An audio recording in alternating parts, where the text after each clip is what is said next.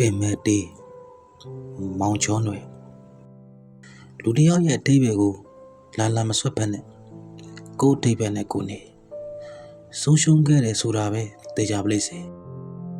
လူတစ်ယောက်ကိုလက်သီးနဲ့ထိုးဖို့ဆိုတာကကို့မှာမေးရရှိရတယ်တဲ့ခုတော့ငါလက်သီးတွေမင်းစီတက်ရောက်ဖို့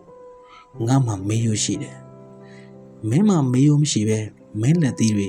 ငါပေါ်လာတက်ရောက်နေတာအမှန်တရားရေမင်းတရားလွန်ပြီလောကကြီးမှာငါအမုန်းဆုံးကကြောက်ပေါက်ခွက်တွေပြည့်နေအောင်ဝါဖြိုးနေတဲ့အဲ့ဒီအမှန်တရားဆိုတဲ့ငနဲကိုပဲနှစ်ခုပဲချစ်သူစစ်စစ်နဲ့ရန်သူစစ်စစ်ဒီနှစ်ခုပဲလူစိမ်းသားတွေနဲ့အသက်ရှူရတဲ့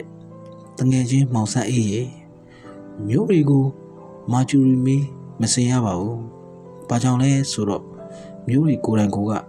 မာကျူရီနဲ့လှုပ်ထားလို့ပဲ။ဟောစပွဲနံပါတ်1မှာကိုဘွားကိုကြနနစင်ချက်ချအခိုင်မာထိုင်နေတဲ့ငါးငယ်ချင်းအောင်ချိန်ဟာထုံးကားတဲ့မျိုးကြီးတစ်မျိုးပေါ့။ပုံပြီးလို့ချော်ရည်တွေအောက်ရောက်ခဲ့ရပေမဲ့လေဖော်ဝေးဆိုတဲ့ကြပြဆရာဟာထုံးကားတဲ့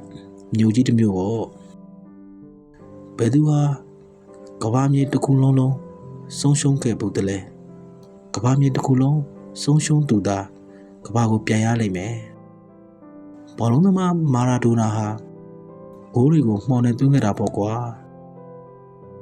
ရှုပ်ဖတ်သူ I am Premier World